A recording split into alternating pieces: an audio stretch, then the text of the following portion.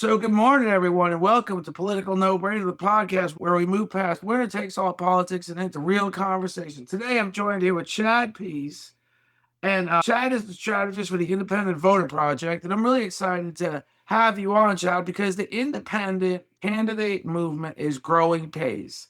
Yep.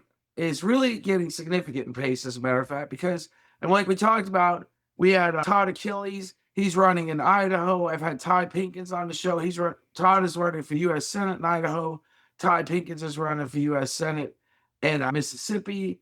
And I'm really excited about these guys. And one of these things, those two and three others are trying to, if all five of the gentlemen get elected to the Senate, they would form a fulcrum, a sort of a voting bloc that could really make things different, because the Senate is pretty lock stock in how they approach things. They're pretty much been doing things for the same ever since they've been thought of and created. So jump right in, Chad. Tell us about the Independent Voter Project. And Well, like I said, we started about almost 15 years ago, was launched Independent Voter Project. We're based here in California. We participate nationally in discussions and advice and stuff, but we don't go into other states claiming to know we understand and what's best, the next step for other states and other municipalities, right? Because every state, every municipality has their own experience. Right. But here in California, we had the experience of having an open primary at one point. Then the Democratic Party challenged that in court, saying that independent voters don't have the right to vote in their primary elections. The Republican Party joined them, and it was actually the Republican Party's attorney who argued before the Supreme Court in Democratic Party v. Jones. Jones was the former Secretary of State, that invalidated the old open primary in California. I gave you that backdrop because that's why the Independent Voter Project was formed, to say, okay, well, now you've gone back to closed primaries. That puts the power back into the hands of the voter, of the parties. And we drafted California's nonpartisan primary. And that is what the voters passed and then replaced the closed primary. So that was what started Independent Voter Project. And really, we're focused. We appreciate candidates running as independents, and I've worked on third-party and independent candidate campaigns in my other capacity of my day job. But we're very voter-centric, and at its core is we believe that the two-party system and the way we've designed the process really incentivizes the division you're seeing today. And what's important from both a legal aspect and a political aspect is, other than California and a few other states, literally the legal purpose of primaries are not to elect the person who will best represent the electorate. The purpose of them are a private purpose. They're using our public funds for a private election process where the purpose is to elect a nominee of a political party. And so when we see that it's two candidates running in a general election that don't seem to represent the general electorate, well, that's a natural consequence of a system that was literally designed that way. So, and when let's take it from the beginning. The Democrats first challenged it, then the Republicans joined in with them, right? Correct. And so there is this.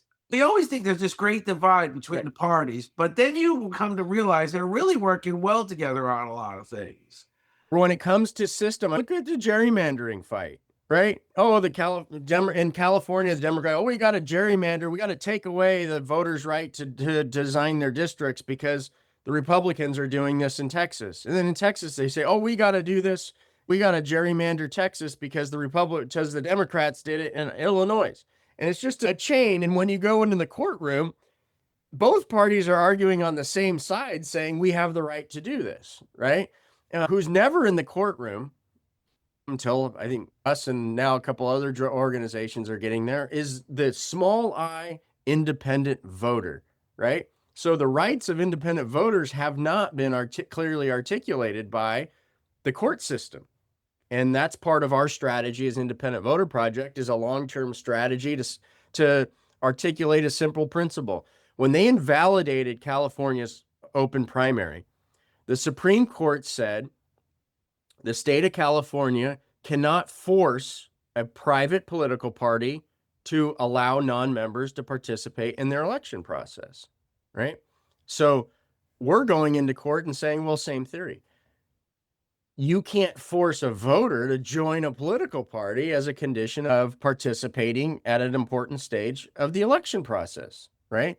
Now, that may take 5-10 years to get the Supreme Court to pick up a case and articulate that, but I'd be hard pressed that if the Supreme Court heard the question from the voter's point of view, can a state design a process where an important stage says you can't vote unless you forfeit your First Amendment right of non-association, that the Supreme Court's going to decide in the favor of the parties. So that's our our long-term legal strategy, and a ruling in our favor would obviously upend the whole fundamental way that most elections are started.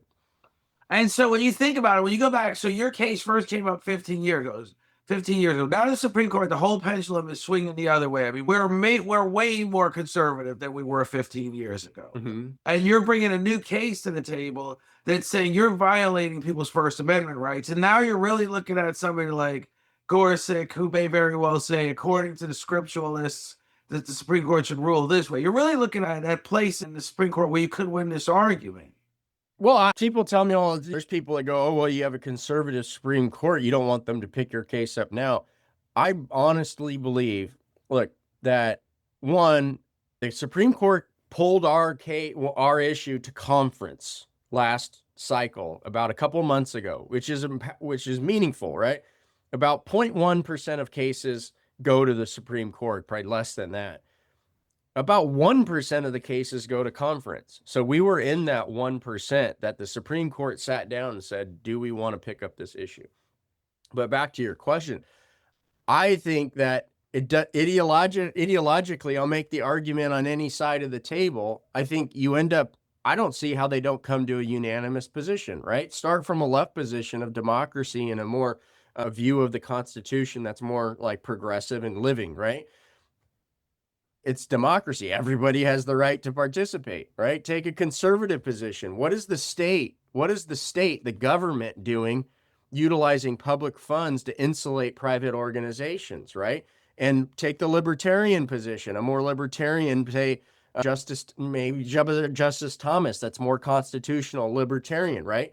Rights derive from the individual. They don't derive at the point of association. How does the political party have any rights that don't first derive from the members, right? So if you're going to say a members have a right of association, how could you say a voter doesn't have a right of association, right? You go back to the folks that make the civil rights arguments. People go, oh, well, they're primaries. They're different. They're private elections. Okay, well, what about the white primaries cases? It was actually the Democratic Party during if you've heard of the white primaries cases, the Democratic Party of Texas not that long ago didn't allow African Americans to vote in the Democratic primary. It was the U.S. Supreme Court that said, no, primaries are an important stage of the election process, Democrats, and that's a violation of the 15th Amendment by excluding African Americans from your primary. You have to let them vote, right? So you can take those line of cases. And so I really think ideologically, you could make an argument in any ideological direction. It all comes back to you can't violate we the people's rights, right, as a component of the public election process, which is what they're doing now. The reason why we don't have that standard articulated in the court system is because nobody's ever gone into the courtroom on behalf of the small I individual voters. The people represented every time are the state, whether it's the state of California or Texas or whatever it is, and the political parties, because they have the money to hire the big attorneys to go assert their rights. So this is a long-term fight, and I think more and more people are saying, hey, look, we need to go just assert the rights of everybody else. Independent voters are just that. They're independent of both parties. Right. And the funny thing about it is, if the Democrats have an issue with what you're trying to accomplish, when in fact Bernie Sanders calls himself an independent, but caucuses with the Democrats on every single thing that hits the dance floor, then what's the issue? But this is also, like you said, about the gerrymandering. When you talk about Greg Abbott gerrymandering in Texas. You talk about Gavin Newsom then saying we're going to counter the gerrymandering here in California. And then you come down to when it comes down to presidential elections, you know who's going to win each state. Each candidate's going to get to 240 electoral votes. Guaranteed. It's the swing states that gets you over the 270 mark. And what's the issue with letting the independents? And I think the real issue with disempowering the initiative, the sense of mission on both parties to disempower the independent, is to keep polling accurate. Because the independent may show up at the polling booth, they poll every day for one candidate, and then that one candidate pisses him off, and he no longer has this allegiance that we see in America. You're either red or blue. You're with me, you're against me. You're with the Pope or you're with Trump. And all this other crap that goes on every day. And so I think the independent vote is and the independent candidate is very much what will make, I hate to use the term, but will make America greater. Because the fact of the matter is, both parties are working in conjunction to stymie your effort and probably other efforts on the same page. Because they need to keep things status quo. Because as long as things are status quo, you always have these gyrations. You always have these 4-year swings. You always have, we're extremely conservative for the next 2 years. And then, boom, you got Gavin Newsom and Andrew Ocasio-Cortez as vice president. And they're going to throw everything back to the left. But the fact of the matter is that would change significantly if we had an independent presence in every state. Well, independent presence, and we just had accountability that was more broad, right? Right now, we have accountability to the extremes of both parties, right? And if you'd only have to have a segment of the electorate that's very small, right, to win, right? We filed our first case in New Jersey for a reason. New Jersey, almost half of the electorates by registration, forget self-identification, by registration are independent, right? And so you have a primary where half of the voters are legally disenfranchised because they exercise that First Amendment right not to join a political party. Then on top of that, you have gerrymandering, where when we filed our case, that election year preceding that, there was literally not one competitive general election on a statewide basis. None of them were competitive. Right. So the only meaningful competition was in the primary. Half the electorate couldn't participate, including all of the independents. And then turnout was just over 10%. You crunch the numbers, 1-2% of the electorate really elected these people, right? And then we step back and say, why do these people seem not to represent the rest of us? Because they don't, right? They don't. It was 1 or 2% of the electorate is the people that got them elected. And so that's the foundation that we're trying to go after right now. And the point you're making about polling, what's interesting, Independent Voter Project, we just published a poll on the California governor's race, including a bunch of crosstabs and stuff most people aren't going to look at, but they're important for us because we care about that stuff. But we polled 3,400 people. I mean, you go look at these polls that come out. Most of them are done within the political industry, and there's really an agenda behind most of them. They're done by the party or the candidates. And I'm not saying that they're bad or there's something wrong with them, but there's very few real nonpartisan polls that are put out there, right? Well, I think we polled way more people than anybody does, right? We have way more higher credibility authentication factor because unlike most polls that just call people and say, hey, are you going to vote in the primary? People always tell you they're going to do stuff they're not going to do. We only poll them and even contact them if they demonstrated that they voted in 3 of the last 4 elections. So we already know they have a history of voting, and so we're not taking their word for it, right? So my point being, you can go from polling to the consultants to the way the data agreements that are between parties and the data companies and stuff. There's an entire industry developed between being a part of one of the 2 teams. Now, to break that industry is even beyond the constructs of the election that I've been talking about, right?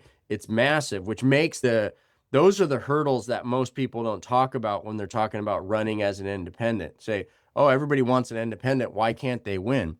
Well, okay, now I got to go and I need to hire a campaign manager. Well, none of the people that have been in the business want to work for you because they make a living working for the left or the right. Okay, Right. now I need voter data. Well, who's going to give me the voter data? All the people that use the voter data work for the left or the right. Okay, I need to do messaging. I need a fundraiser. Just go down the list, right?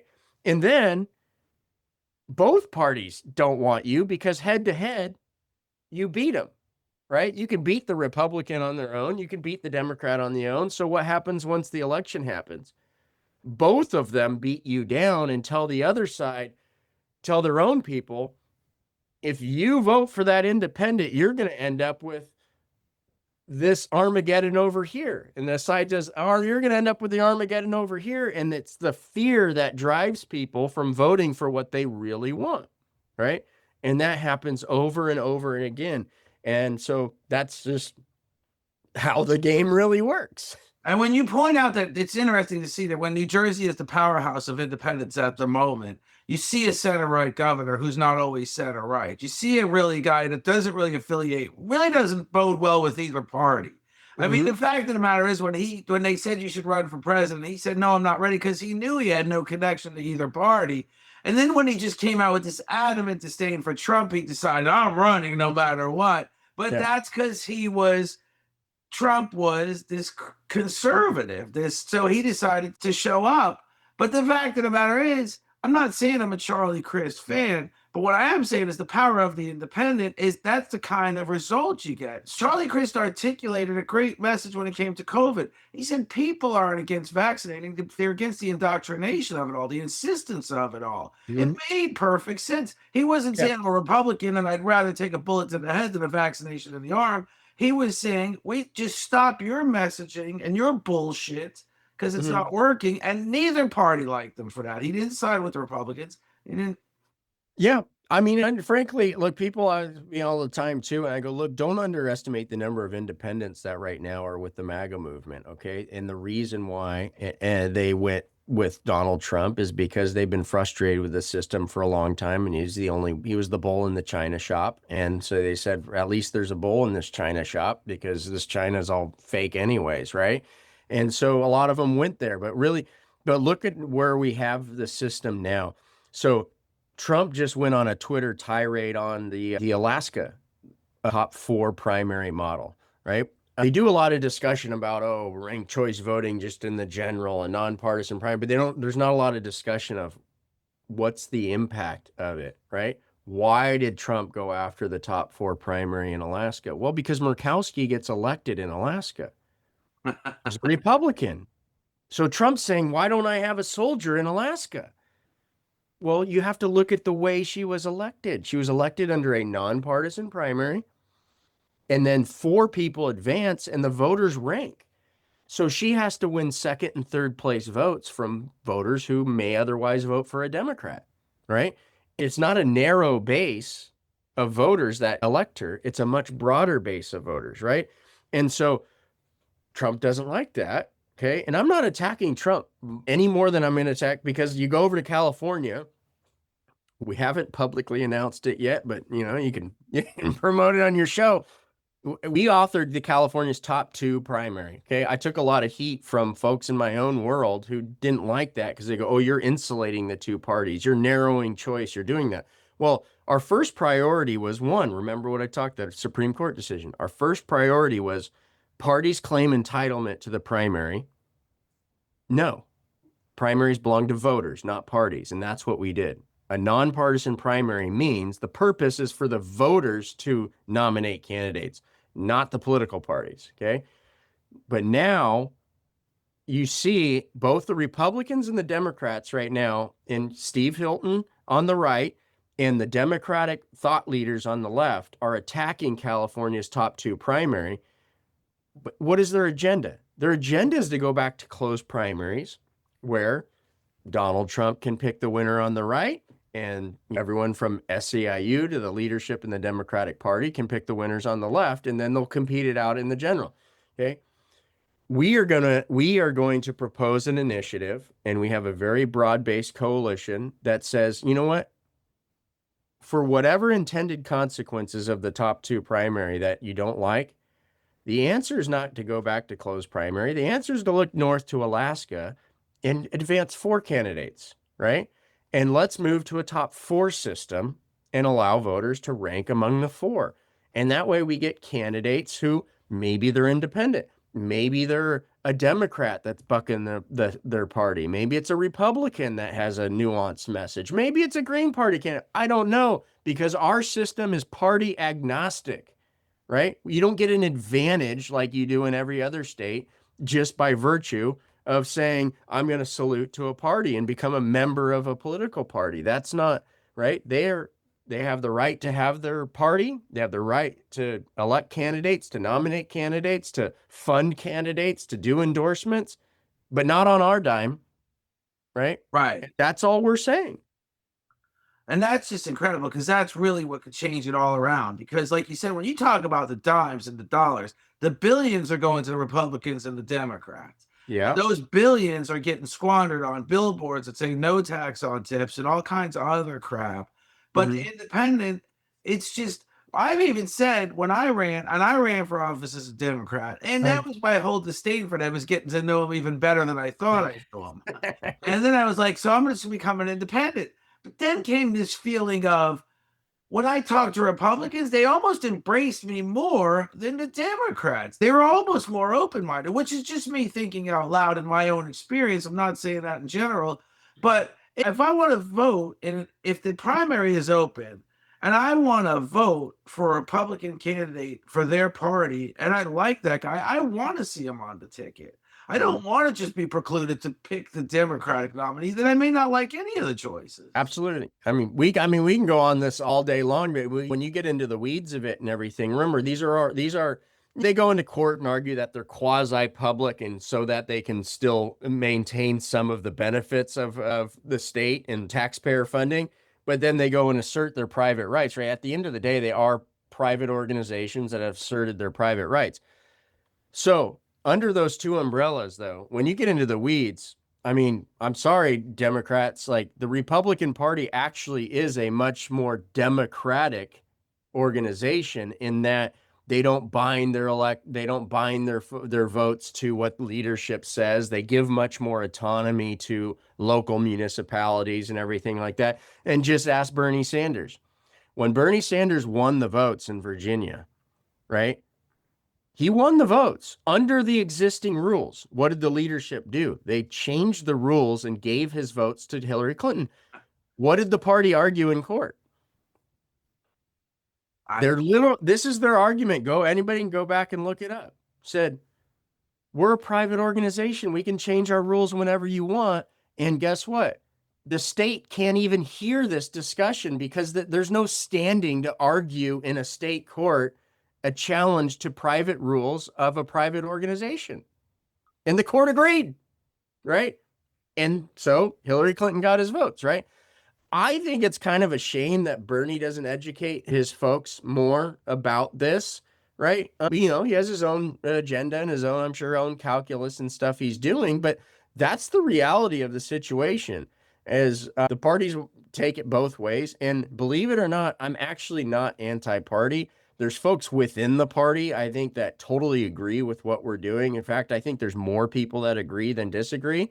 It's just the consequences associating with our coalition is that you're not going to be a part of that party much longer unless and until there's a critical mass of people who are educated about it, mobilized, and demanding that the system change.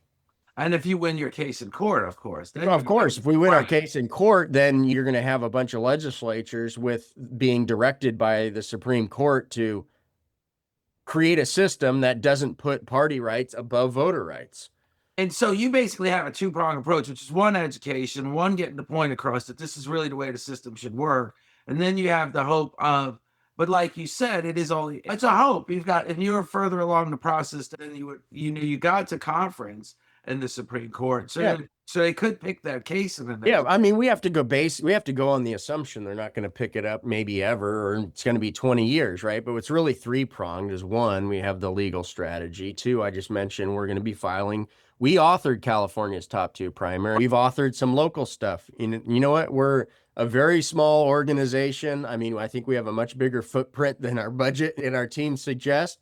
But when we've gotten involved, we've been successful because we're very strategic about when we go into stuff. We've won things on a local level, and we've remained in California, right? There's a lot of good organizations working on reforms in other states, and we're happy to go and advise and do whatever we want. But like I said, that's our two-pronged, is like, we'll focus on initiatives in California where we know the ground. Okay. That's two. And then the third is the education you talked about. We have a news website where I told you we just published the latest poll in the California governor's race, which I would recommend you go look at it and click on the link of the crosstab. There's not a single polling organization anywhere that publishes the crosstabs like we have. We put it in a whole data studio. You can say, well, where are the Democrats? Just click the Democrat on the circle, and then you can see all of how they voted. You can go and click a candidate. What are these candidates, the voters who voted for this person, what do they think, right? You can actually go in there and check it all out yourself. But that's all part of the education, in that we're also the only organization that, you know what, if there's a vote on ranked choice voting in this state, or there's a movement for open primaries in another state, we're publishing it. We're letting our people know what's going on. And so we're proud to be a part of that, and also be one of the, I'd say, a couple dozen organizations across the country that are starting to communicate with each other and understand, like, we don't want to create another political party, but we have to have some connective tissue, because we got to start mobilizing all of us who are frustrated, whether we're disaffected Republicans, disaffected Democrats, or we've just said pox on both parties since the day we were born. Well, and that's happening more and more. But why? And then for the fact that matter is what we say. We just can't stand either party. That's where your movement comes in real scope. And the education piece is huge, because and we've got now social media, we've got digital democracy, we've got a lot of movements happening. And basically, in the end, both parties are scared of all of what's happening. Both parties are trying to cling to what they have. Well, yeah, I would say in the aggregate, and where their ultimate funding and stuff comes down, they resist it, and they resist it heavily. But as I mentioned, believe it or not, there are more people inside the system on an individual level who privately are not just supportive, but want to help, than you would imagine, which is the optimism that I have, right? But as I mentioned, they're only going to help insofar as being out there and sticking their neck out doesn't get chopped off, because you have to create the conditions for them to come out, right? And that's the tough part, right? This isn't the only thing they go to work in the legislature and stuff to do. They're all trying to do stuff. There's the super partisans who are just in there to climb the ladder. And yes, we hear about them more because they say the crazy shit, right? Excuse my lack of term, right? I said it already once. But there's so many more people you don't hear about because they're doing the hard work. They're not there to get the megaphone and to get the clickbait and to raise money from the people that are just riled up all the time. And those are the people that are quietly, I mean, take Texas as a perfect example of what's going on, the division, the truly nonpartisan nature of this, okay? You have, and I'm not even picking on Paxton. Maybe some of the stuff he does great, maybe it's not. But look at what Paxton did. He's the Secretary of State. So for folks that don't know, the Secretary of State is the person in charge of the elections. They administer the elections. They're the ones that are supposed to maintain the integrity. Okay. It's no secret that Paxton's a MAGA Republican. And like I said, there's no problem with that. However, the private Republican Party in their caucus, which is what? 0.05005% of the electorate, a handful of people relative to the whole state, decided we don't like open primaries. Republican Party opposes open primaries in Texas, and we think they should be closed. So Paxton, the Secretary of the State, says, I agree with that. The party sues the state on the basis of the California Democratic Party v. Jones, right? They assert the right of Democratic Party v. Jones and say, we ought to have closed primaries. Paxton, as the Secretary of State, says, I'm going to side with the plaintiff and not do my job of defending the state of Texas. Literally, that's what's happening. Right. Now, why does Texas have open primaries is another question. Because Texas has never required voters to register their party with the state, which is a very conservative position. Why is the state asking what private organization I've registered with? But you have the MAGA, I thought anti-communist, right? MAGA wing says, no, actually, I believe with the just join the party position. I actually think we have a government where you should just join the party, right? And that's the Paxton position, ironically. And thank God, Texas, or I'm sorry, I was mentioning Paxton as the Secretary of State. He's the Attorney General. Thank God the Secretary of State, Jay Nelson, said, also a Republican, said, no, I will defend the state of Texas. I respect the right of voters to keep their party registration private. And more importantly, I am going to defend the laws of the state of Texas because that's the job of an official of the state, not to join my party's position, but to defend the state's position, right? And so you see two Republicans totally in opposite on this issue, which just highlights the nonpartisan nature of it. And that's an incredible thing that's happening in Texas because it's the independents, the nonpartisan. The thing about Texas is the problem is Greg Abbott. We can talk about the Secretary of State all we want. We can talk about the Attorney General all we want. It's Greg Abbott. He's the leader of the pack and he sets the tone. And the problem with California now has become very much Gavin Newsom. I mean, I'm not going to put him on a pedestal either. And like I said, both parties have decided whether, if the system, even though it's flawed, even though it could possibly even be illegal, we're challenging the legality. You're challenging the legality in the Supreme Court. If it works for us, we want it.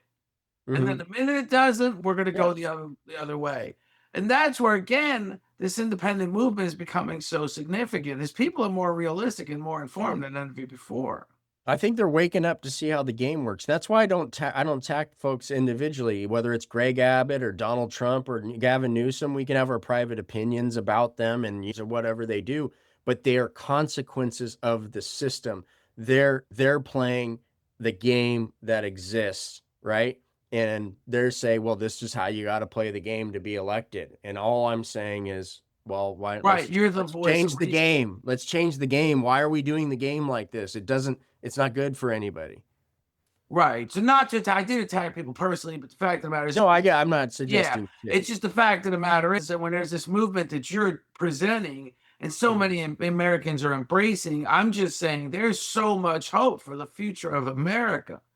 And it could very well be, and now I'm putting Trump on a pedestal, it could be his crazy approach to everything he does that really is bringing that polarization to how our systems in place work.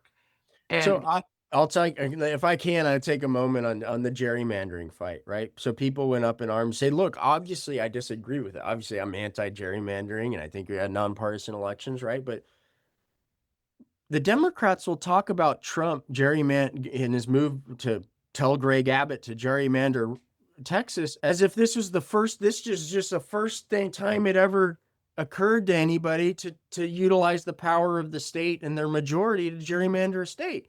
It's like, I think what people are mad about is he just said it so brazenly and so loudly and so, right? It used to be, okay, you got a phone call saying, hey, look, you guys got to go do this. And whether it's the Democrats in Illinois and it's the Republicans in Florida, and right. And they just did it quietly. And I think what everybody's mad about is like, he's so brazen and has no shame. He just says, this is how the game works, guy. Greg Abbott, go play the game better, right?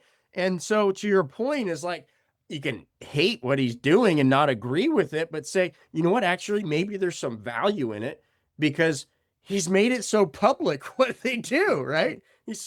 When Mitt Romney ran for president, they asked him, he danced around the subject of not paying much taxes on $200 million in income. When they asked Donald Trump the same question, he said, because I'm smart. And the truth is, you're smart. You hired the right attorneys. You guys created the laws. Or something, right? Yeah. Right. You're smart. You said it.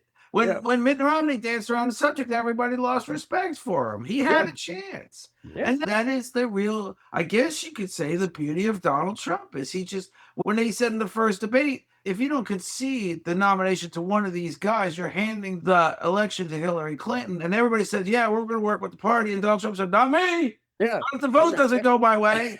And that was right. And people loved it, right? Level of credibility. Right. And people loved it. And that's what I mean is we've gotten so binary in the way politics is conducted, right? And like, look, there's folks in my space, like the mere mention of that, my hair's not on fire about every single thing he does is like, why don't you wake up every day just trying to worried about Trump ending the world? I go, look, it's just the game that's going on. And like, we can either say Trump or the next president's going to create Armageddon, or we can have a longer term view and say, look, there is some optimism here. Look at the opportunities that he's presented, right? And if there was a different president, there'd be different opportunities that are presented for us to fix the long-term problem. Because having a president like Trump was a structural consequence, it didn't just come out of thin air, right? No. And there's such classic examples of Trump's got Venezuela, but Bush had Panama. I mean, Reagan had Grenada. I mean, the Junior had, and Papa had Iraq 1. I mean, you keep saying Trump Venezuela, he attacked an innocent nation and he took a leader and it's all illegal. We took Noriega out of Panama and imprisoned him. Right. I guess he's dead now. I don't even know. I mean, yeah, go back to origins of our real beef with Iran and Iran's real beef with the United States. Why? Because we went in their country and cooed the Shah, right? Well, yeah, I mean, it's just the contradictions are so blatant that it's just when they look at Obama as captain of integrity, I say he campaigned on the premise the Unger House in the Cayman Islands housing 60,000 corporations, biggest tax scam ever. And then he nominates Jack Lew and Timothy Geithner to run Treasury, 2 foxes watching the hen house. I mean, you campaigned on this, and then it's just. But I love what you're doing, Chad. It's incredible, and I want to see you. And I want to stay in touch and see. I'm an independent. We and my wife were just talking about it. If I change my party affiliation, like you said, to independent, I won't be able to vote in either primary. Yeah. So there may be a chance, and this is kind of concerning to me, that because of that, I may change my party affiliation to Republican. Because the reality is they are the lesser of two evils, even with Trump at the helm. Because when I picture a Gavin Newsom, Andrea Ocasio-Cortez ticket, that's when I will wake up in the morning with my hand. Yeah. And to your point, that is the fundamental basis of our lawsuit, what you just said. Why do you have to, you're basically being forced to join a party to have a meaningful vote, right? That's what's being done. That's the whole point of our lawsuit. We have a First Amendment in this country. You can't force association with anybody. Not only are you forcing association, you're forcing it on the most fundamental right we have to our democracy, to vote, right? So you've taken our First Amendment, the first, not the second or third or 14th or 15th, the First Amendment, and violated the First Amendment at the most fundamental stage of our election process. And that's the argument we have with the Supreme Court. And I hope they hear the case. And I don't care whether it's a conservative, liberal, whatever composition of the court. I don't see, and there's no real argument against it. Because right now, the actual opinion that we got out of the Third Circuit in the case on New Jersey is one judge of the 3-judge panel put his name on it. It's an unpublished opinion. The opinion literally says, this is what the opinion says. When voters are confronted with a choice between voting in a primary election and joining a political party, the voters should simply join the party. Why is that? Well, there's a good argument to be made that the judge put it up on a tee and told the Supreme Court to hit this out of the park. Right. Because why would a judge I don't know, for folks that aren't familiar with like legal strategy and legal cases, the most important thing is setting the issue, right? And how could a judge have possibly set the issue better and more clearly for the United States Supreme Court, but to literally say the words, the voters shall just join the party. So for that to be a legal standard in the United States of America after being heard by the United States Supreme Court, I will bet against that. And I feel like the temperature of the court is, even though we say it's 6 conservatives, I love Amy Coney Barrett. I love Justice Roberts. I think they've been real good at what they do. I think there's way more independence on the court than people give them credit for, right? Absolutely. And Brett Kavanaugh. these are very smart people who understand, right, the combination of the political process and the legal process, and how, look, even the importance of articulating concurring opinions and of opposition opinions and everything, and making sure that other viewpoints are represented, not just in the majority's opinions, but the way they articulate it, and they narrow the opinion to the specific question, right? And so we have superficial discussions in the national media about the rulings that come out, but I think we got to give every single one of the justices a little bit more credit, that they're a little more cerebral about their opinions than the media would suggest. Absolutely. I just named 3 conservatives, but Keegan's been extremely partisan, a lot of her. And she was recommended to the court by Antonin Scalia to Obama. I mean, I love the court makeup. I could do without so much Daniel Alito's sense of mission. And yeah, which I think is probably going to be said down, but like, while we're on this point, why do we have a nonpartisan primary in California? Remember the case Democratic Party v. Jones, right? Which was joined by the Republican Party. It was the concurring opinion of Justice Scalia. Justice Scalia said, if you want to accomplish an open primary, then simply have a nonpartisan primary so that you don't conflict the party rights with the state rights. Scalia is the one that said, hey, California voters, go do a nonpartisan primary, and the Supreme Court will say it's okay. So you can still make that argument now when it comes back up. And we did. I mean, we've had to defend it 5, 6 different lawsuits that have challenged the constitutionality of top 2, but we actually, the last one, and there's another organization that defended some of these, just got thrown out. We think that's the final challenge, finally death nail to all the challenges of the top 2 primary. But once it was, that's the other thing people don't think about. Once you pass these reforms, you got to spend years in court and lots of money on attorneys to defend them. So the problem is there's a lot of organizations and people with a lot more money than both of us. Yeah, I mean, exactly, right? So, I mean, IVP, we've taken these 2 cases to the Supreme Court. We filed multiple amicus briefs and everything, and look, like, it's all been done with pro bono legal work. So, hey, when you call it pro bono, you want to cost you money. You're not getting nothing out of it. So, yeah, I mean, it's an uphill battle, but you're set for success in the next few years. I think they will hear. I mean, I'm just thinking out loud. Granted, I listen to Supreme Court dialogue all the time. I listen to oral arguments all the time. I love them, and here and there I get lost on them. But like you said, when you listen to these, especially 7 of them, not necessarily all 9, they really do have a voice of reason. They really do have a sense of logic. Yeah, and you kind of have faith in the system. And I do. Like I said, I don't think the court's nearly as partisan. The Supreme Court is actually enjoy picking up an issue like this because it's an opportunity for them to be unanimous. Right? That's why I see the temperature too. Yeah. There has been more, I guess I don't know the numbers, but there has been more unanimous decisions than I ever remember before. I have seen some that surprised me. Well, Chad, this has been an amazing conversation, an extremely great learning experience for myself. And I think for all of my listeners, they'll really learn something from this and understand that this is the way to go. I'm in that position where I have to pick a party. And if I go independent, I lose my rights to vote for either. Yep. The primary, I lose my rights to vote for either candidates. I probably will just join the party, but I don't think it's going to be one I'm living with because I'm starting to get really frustrated with it.